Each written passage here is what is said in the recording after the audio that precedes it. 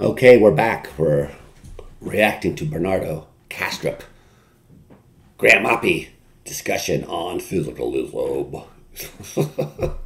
Yes, I'm still ridiculous. Okay, so we're back into it.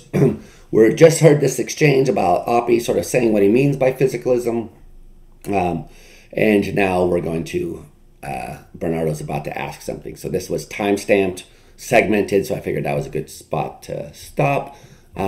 This next little segment looks like it's blocked for a good another 15 minutes, so that should be good. All right, let's jump right back into the see what Bernardo's going to ask. If I say consciousness is the involuntary wiggling of my left big toe, this is something I can articulate in grammar, in English. It's a well-formed statement. It has a meaning. Consciousness is the involuntary wiggling of my left big toe. That's all there is. It's a physical account of consciousness. But Well, it's presumably, hardly an account of pres- consciousness, right? It's something that nobody would think was a serious contender to so be an what is account. the Yeah, so first of all, exactly, that's the left big toe.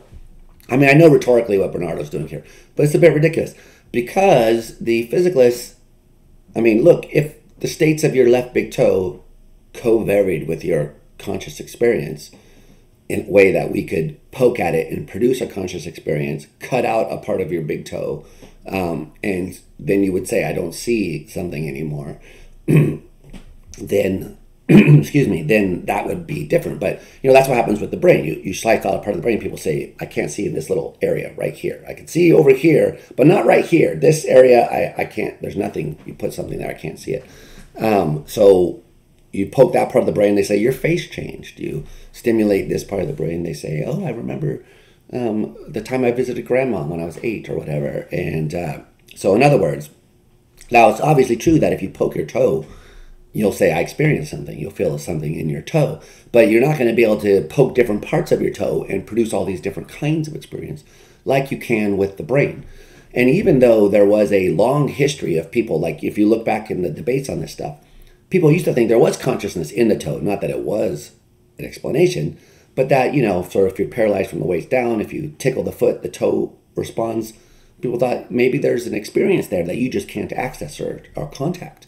And that view kind of fell, like from because of 100 years or so of debate, people lost interest in the idea that there's consciousness in your big toe, the paralyzed big toe, or even that the experience is there at all because of things like phantom limb and so forth and so on, where it seems like actually the experience of feeling something in your toe can be produced by pushing on this part of the brain, and then you say, oh, I felt like my toe wiggled. So I think that's what Oppy means.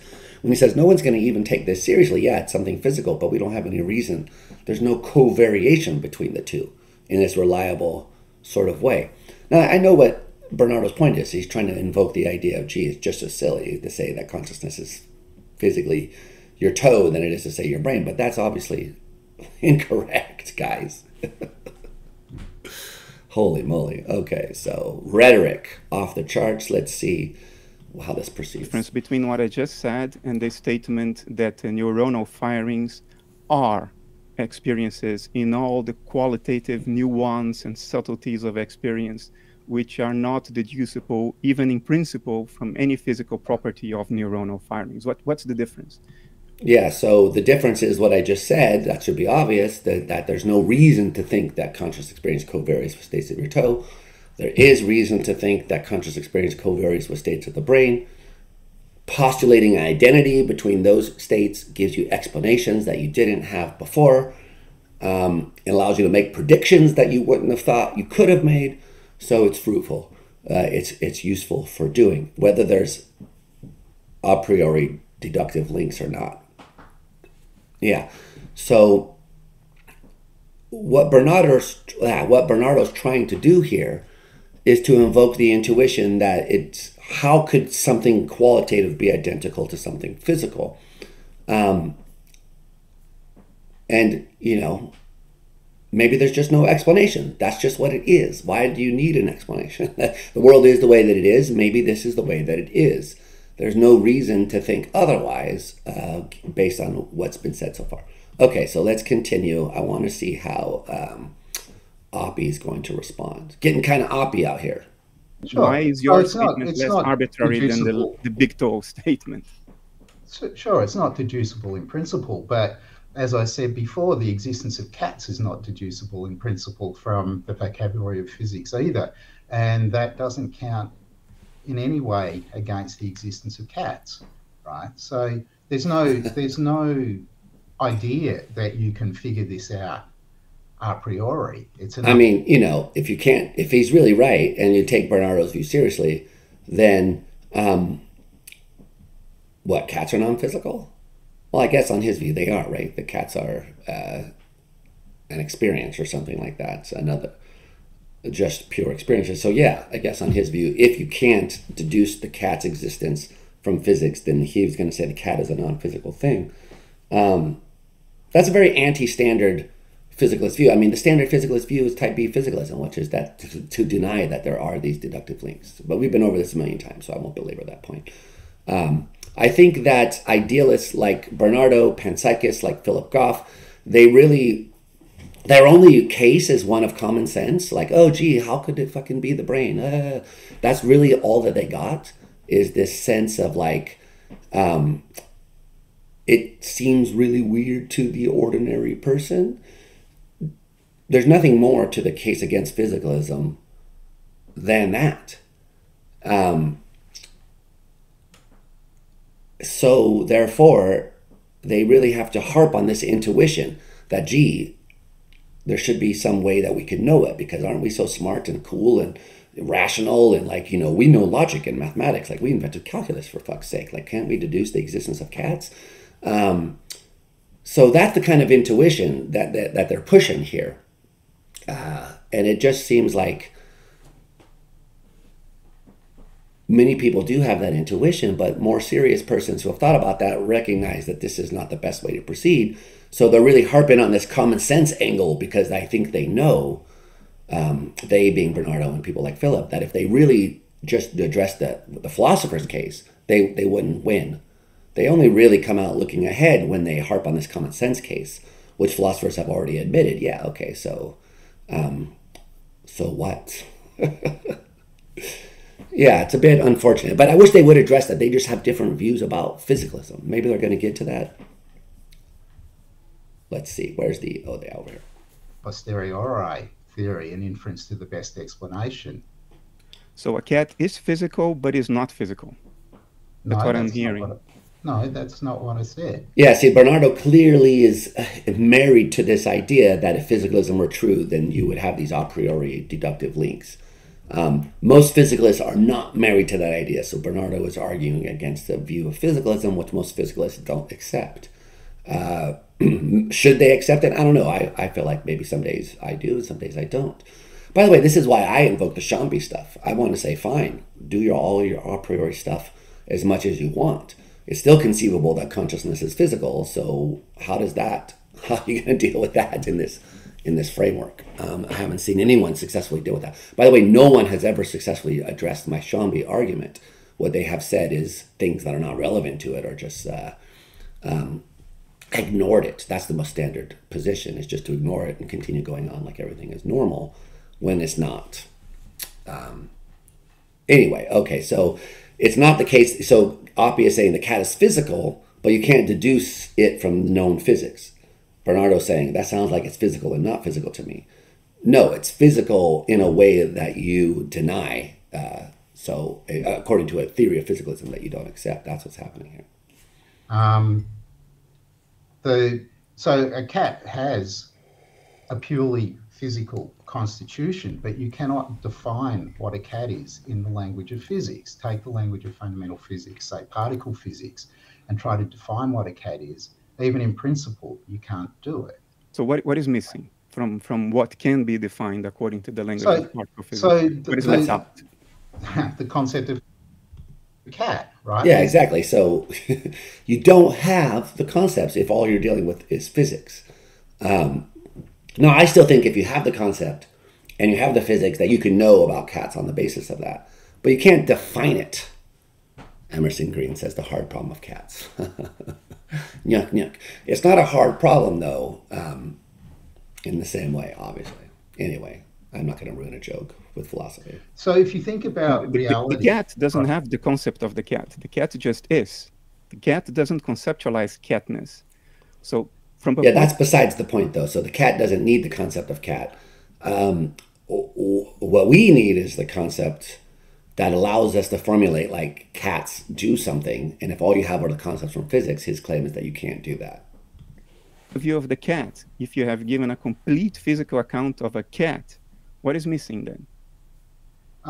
you can't give a complete account of a cat in the language of fundamental physics. Did he say you can't or you can? Complete physical account of a cat, what is missing then? You can't give a complete account of a cat in the language of fundamental physics. Why not? In principle, if I'm a physicalist, I could say, of course, I can describe the spin, charge, mass, momentum, and geometrical position of every single subatomic particle, elementary particle in the body of a cat. What is left out? So that wouldn't characterize cats, right? Why not? Right. What is there to a cat more than what I just said? Well, every cat's different.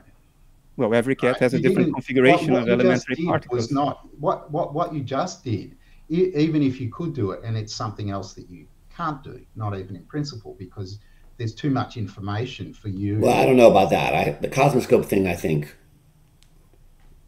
can get you around this. But anyway, so some people think, yeah, you can't even do it in principle. I think that's not the issue. But what is he saying about, so there's different cats. Every cat is different, yes. So you can't just give a definition of cats, okay, in terms of physics, because you're going to lose these differences amongst individual cats.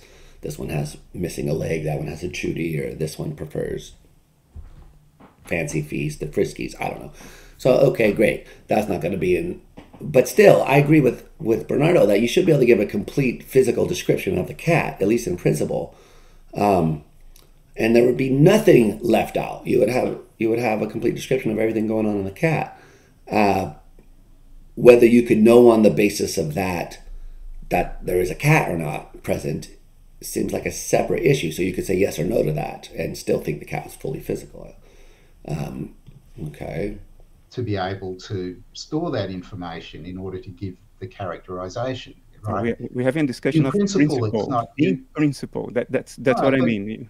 But what's this in principle? In principle better be possible, right? And according to me, there's no such possible world, right?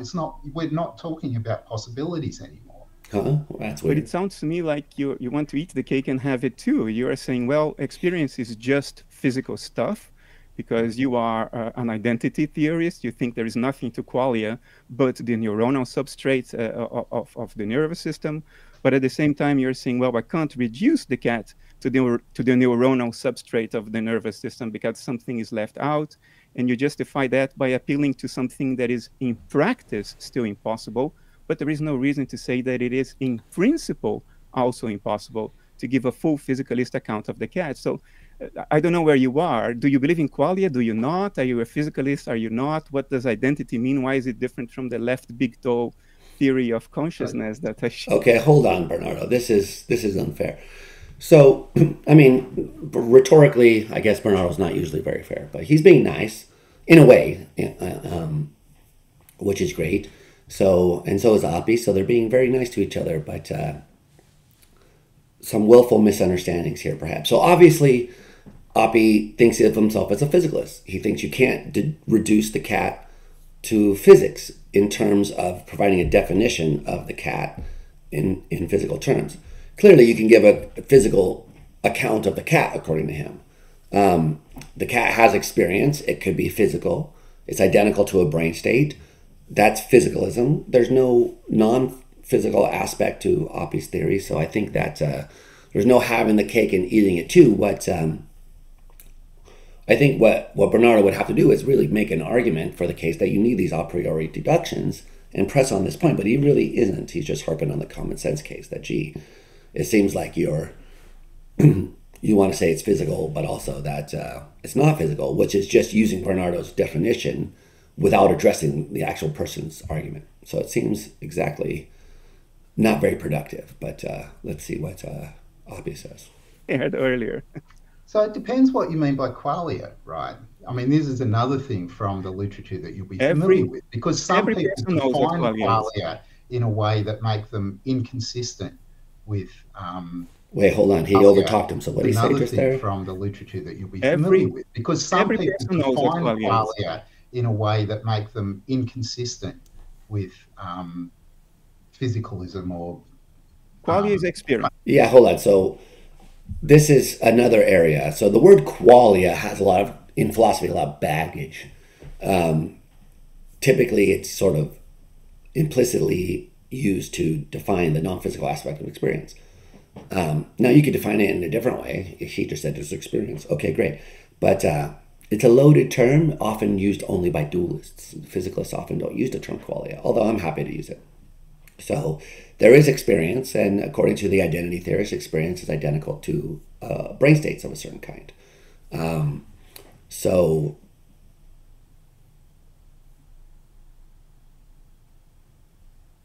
as long as you don't define qualia as the non-physical thing, then it's perfectly fine to say physicalists believe in qualia. However, so many people often take that word to be bound up with the non-physical stuff that it's usually better to use words like phenomenal consciousness, phenomenology, and those things. That's what I do in my writing. But I'm happy to talk about qualia to people who think there is qualia. I think there's qualia. Physical qualia, that there are states of the brain probably. But, let's continue. It's the redness of an apple, the bitterness of disappointment. That's qualia, is what we feel. So for example, you look at a tomato and you Tomato. Pay close attention to this. Is that anything like a tomato, guys? Goes. If you are focusing on because some people define qualia in a way that make them inconsistent with physicalism or qualia is experience. It's the redness of an apple, the bitterness of disappointment. That's qualia, is what we feel. Okay, so this already is begging the question a little bit, because the redness of an apple, he's saying it's qualia. Some people think the redness of an apple is a property of the apple. It's how it seems, guys. I don't know about all this screen of perception stuff. It doesn't seem like there's a screen of perception. Maybe you could be convinced that there is if you do enough philosophy. But certainly it seems like just the apple is there, has redness on it. It's a property of the apple. So if you really push people, I think this qualia business does more harm than good, because people start thinking the qualia are there on the apple. That's how it seems. That's what experience presents to us.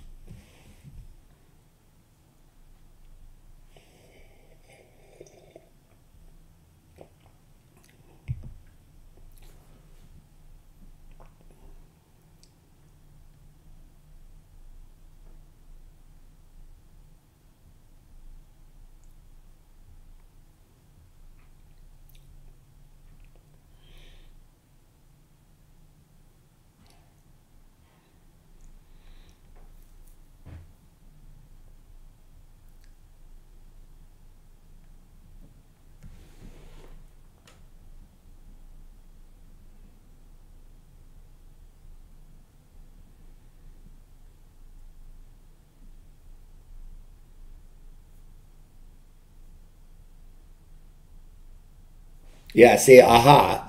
No, what? Wait, hold on. What did he just say? Bernardo, what the fuck are you talking about now, dude?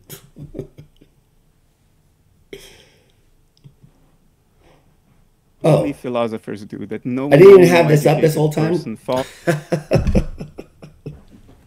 failing horribly. Okay, so let me rewind a little bit, because what is he about to say here? I'm failing myself. Your experience, and there's a kind of vocabulary for doing that. But what you're going to talk about actually is the properties of the tomato. This is the kind of thing that only philosophers do, that no normal educated person falls into this kind of semantic arguments. Qualia, experience, is where it all starts. No, listen here, bro. Okay, Bernardo, I love you. Your ideas are cool. This is not it. So, the ordinary person starts with the world having these properties. You have to do a lot of work to get the ordinary person to understand what qualia are. I know because I was an ordinary person who came to study philosophy later in life after having only a high school education. And having lots of views about the mind, done all the fancy drugs, seen all the cool, trippy things. I knew about all that stuff. And then people started talking about qualia, and it was very confusing at first. I was like, what are they talking about? The things in the world, right? That the redness of the apple is on the apple. That's how it seems. Now, eventually you can get comfortable with this idea. No, we're not talking about the redness of the apple. We're talking about the redness as I experience it. Okay, great. But where is that? It still seems like it's out there on the apple. It still seems like the redness is out there on the apple to many people. Now, of course, you can intuitively understand, yeah, what if you're hallucinating? What if this is a dream? Then the apple, blah, blah, blah, quality of experience. So you can work your way theoretically into that, but that's not common sense. That's not common sense, man. That's theory. That's already a lot of theory. I think Oppy is exactly correct that the common sense view is that you're going to talk about the tomato. The tomato is this way. It's red. It's smooth. Those are properties of the tomato. So I don't think that you can play this game. Only philosophers would be so idiotic as to come up with this idea. No, actually, it's the qualia that there's something over and above the tomato, which is my experience of it. That's a philosophical idea, which ordinary persons rarely come to. They do, some of them sometimes, but it's not the ordinary view, I would say. People do get to this point.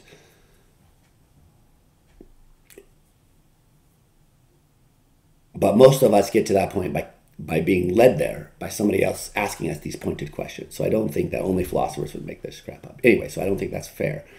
Oh man, I'm breaking my rule. Let's just finish this, then I'll have to wrap this up. What we have before we start conceptualizing and theorizing and coming up with all kinds of narratives to deceive ourselves. Everybody knows what qualia is. It's the only thing that we can know for sure exists. It is the only given of nature. If your account of perceiving redness, if you say, well, perceiving redness is only what happens in the nervous system, there is a very strong sense, an obvious sense, in which this begs the question. It assumes the point in contention. The point in contention is precisely whether there is only nervous system processing as the causal force behind qualia, or whether perhaps... Graham was saying his own, trying to articulate his view. I guess that's right, that it's question begging. He didn't give an argument for it, but he was trying to say his view. So it's question begging to assume that you need more than that, obviously, as well, by the way. The neural system processing is what qualia look like from a perspective, in which case it would be entirely correlated with the happenings in the neural system, just as it empirically is. So it is unclear for me still where you actually stand. It still sounds to me like you want to eat the cake and have it too. You know, but a cat, it doesn't have really qualia because it's identical to the physical stuff. But no, the cat does have qualia, which are physical stuff. Stop straw manning. The guy's sitting right there. Look at his face. That's the face of a man who has been straw manned.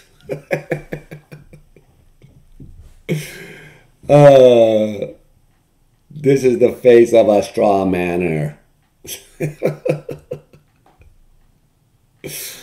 Oh my gosh, I should be banned from the internet. Okay, but seriously, he is straw manning Oppy's position here. This is, sadly, this is what happens in these debates a lot. People can't see past their own view. I really sort of feel like Bernardo at this point can't see past his own view.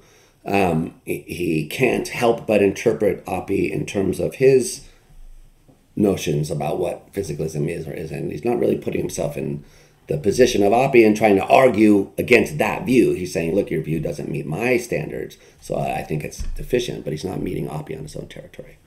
Okay, interesting.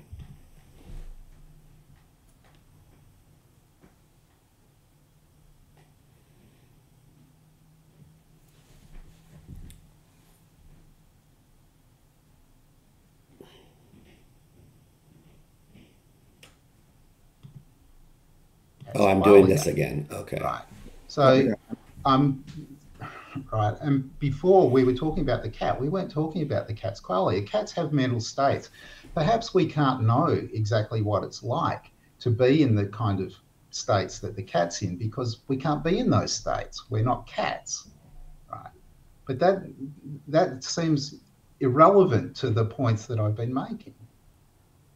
I think there was maybe a first point of confusion about defining the term cat. At least as I understood it, it was sort of this idea that, you know, whatever the meaning of this natural kind term cat is can't be reduced to, like, in terms of like theory reduction or something. You know, this higher level kind cat can't be reduced in theory. But I think that there was maybe a confusion. Yeah, that's important. The meaning of the term cat can't be explicated in terms of physics. I think Nathan's right. That's a good way of putting it. Between theory reduction and like ontological reduction, right? That sort of went on. And yeah, we discussed that already in the previous video. There is no ontological reduction in the strict sense, but yes, led he's to right. A little bit of confusion. I don't know if that is helpful at all in terms of progressing. Right. So what I said was a point about theory reduction. Is there more to the constitution of the cat at very high energy levels, very low kind of spatial grain of resolution than a bunch of physical particles? Answer, no. But that's not in any sense a reduction. Cats are real in the same way that the physical particles are. Right, you can, I mean, if we're looking for a relationship here, we might think of supervenience as the relation. Yeah, supervenience. Let's pause before we get there. But this is an old, I think now I understand what Oppy is trying to say. So a lot of times people think of reduction as elimination. So if you can reduce A to B, if you can show that, you know, theoretically, like take water and H2O. If we really have taken the concept of water and theoretically reduced it to the concept of H2O, then it seems like we don't need to talk about water. Every time the word water comes up, we could use the word H2O. So you could say, you know, the H2O in the shower is too cold. I don't want to get in. You could say the H2O in my drink is becoming a liquid as opposed to a solid state, describing your ice melting. So it's like we could get rid of that term. We don't need it because really all there is H2O. So that's a limitivism. You could, you know, keeping the term around is, you know, optional. So I think that Oppy's point is we don't want to eliminate these terms because their meanings can't be defined in terms of the physics. But nonetheless, all there is to reality is something physical. So that's, Leslie was just saying a point about theoretical reduction, saying that you can't give the meaning of one term and the other so that these terms can't be eliminated.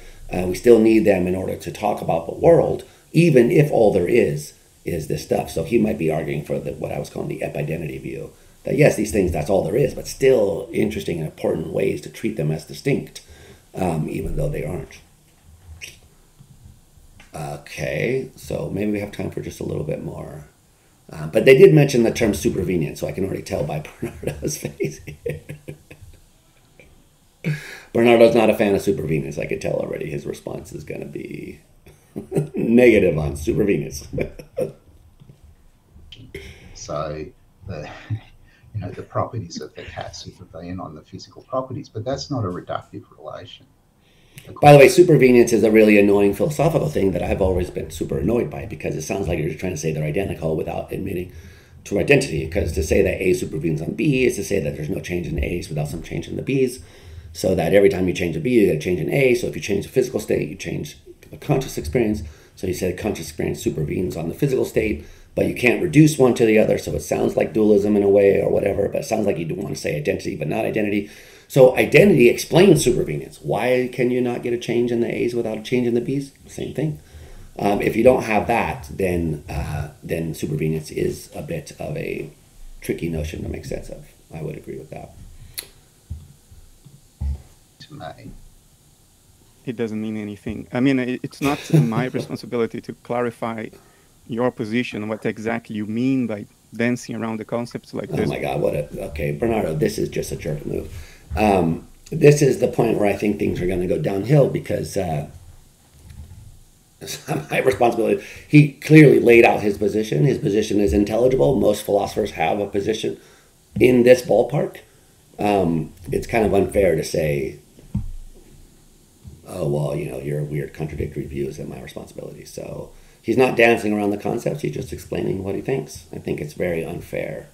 This is, why people get frustrated with Bernardo right here, because he doesn't engage in good faith at these moments. He has interesting ideas. He's a great speaker. He has even maybe some arguments, possibly, but they don't come out. Instead, this comes out. Instead of an argument, we get this condescending, belittling sort of critique, which isn't a critique, which just betrays Bernardo's own inability to see the opponent's position. And I say that with love. I don't mean that in a mean way. I mean that this is a way that he could get better at philosophy. We all could, by the way. And I say this knowing full well that I suck at philosophy. So I'll leave it at this. I can very clearly specify what my position is and give an account for it. He gave a clear explanation of his position too. It's unfair. Okay, so let's go back to your position then. Mm-hmm. All right, so they just give up at this point. I guess I can see why. Bernardo's not going to engage at this point, so may as well just talk about idealism. This is a strategy that I took in my discussion with Bernardo as well. It's like, why argue about physicalism? The moves we already know. So let's explore idealism instead and see what Bernardo's own views are.